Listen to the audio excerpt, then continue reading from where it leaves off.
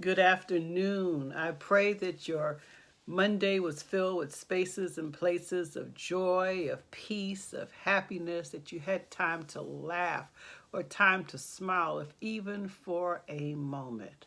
This morning, I posted a picture that says the drama in some people's lives can serve as excitement, prompting the body to manufacture adrenaline, producing a pleasurable surge of energy.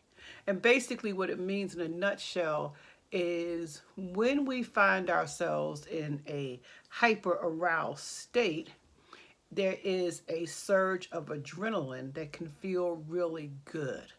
The challenge, and that's not bad within itself, but if the source of that pleasurable feeling is based on drama, then that's a problem.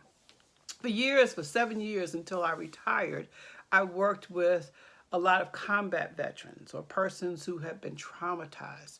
And one of the things that they would talk about is when they were under attack, when they were deployed, that even though there may have been some fear for their life, even though they may have been getting shot at, even though they may have found themselves in some really life threatening situations, once it was over, they realized that there was a feeling, a pleasurable feeling that felt good. And so I would, it would not be uncommon to hear people say, I want to go back in country. I want to go back because they liked that feeling. Now, what does that have to do with this audience, with you and I? So, a lot of us, a lot of you all have situations in your life where it's kind of like being in combat. You're in relationships that are dysfunctional to say the least. There may be physical abuse, there may be emotional abuse, there may just be psychological abuse. But whatever you want to call it or frame it, there always seems to be drama. Maybe it's not necessarily abusive. Maybe just you find yourself in situations over and over and over again where there's just a lot of drama. Well, you know what? I strongly believe that we attract who we are. And if we're going to be honest, for some folk, you are attracting drama because you are drama filled.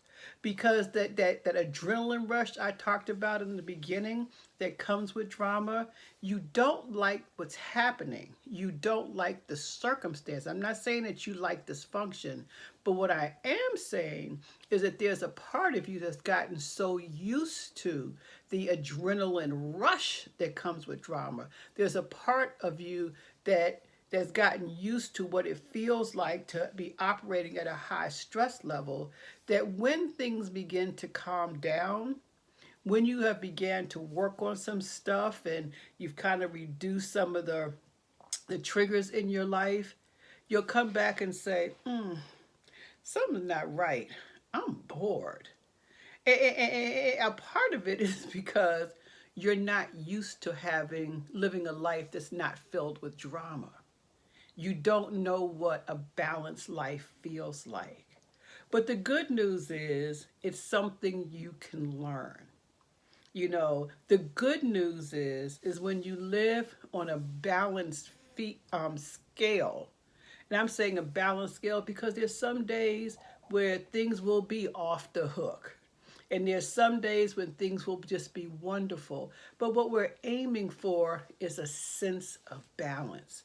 And for people who have had so much drama in their life or bring lots of drama, the idea of learning how to live without it can be a bit challenging.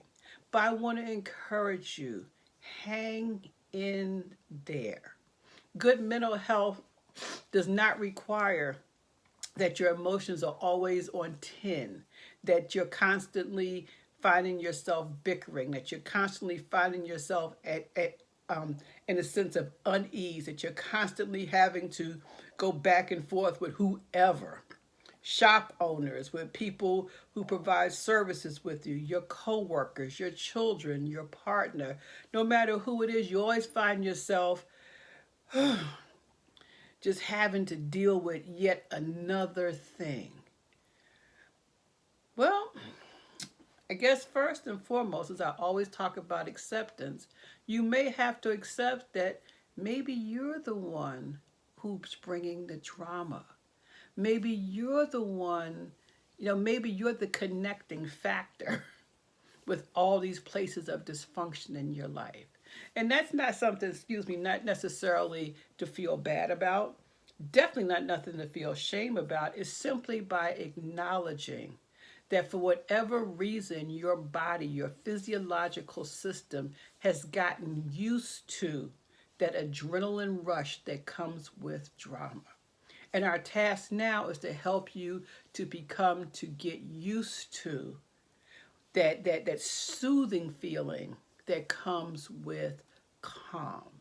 That feeling that is very pleasant when you're able to take deep breaths and actually allow the oxygen to get into every part of your body. Because when you're drama filled, you're not breathing deeply. Your heart's beating more rapidly. Your speaking may be more pressured. But when you've decided no more drama, not doing it anymore, I'm just not going to do it. I'm going to walk and live in peace. Even if it's not familiar to me, eventually you'll begin to crave that sense of peace. You'll begin to crave that sense of calm. You'll begin to crave healthy relationships. And I am rooting for you. Again, it's not impossible. It may be hard, but it's not impossible. But the first step is accepting, maybe I'm the one bringing the drama. Second step is determining this is no longer working for me, even though somewhere it does feel good. I like the rush, you know. And then determining I'm going to give myself a good chance to become comfortable with a non-drama filled life. I love you all. Just praying that you will be able to continue in this time of self-examination, of striving to live your best life without any judgment, without any shame, without any guilt, because it is what it is. There is so much more in store for each and every one of you. But we have to begin somewhere. And self-acceptance is a great place to start. Love you all. Talk to you tomorrow. Bye-bye.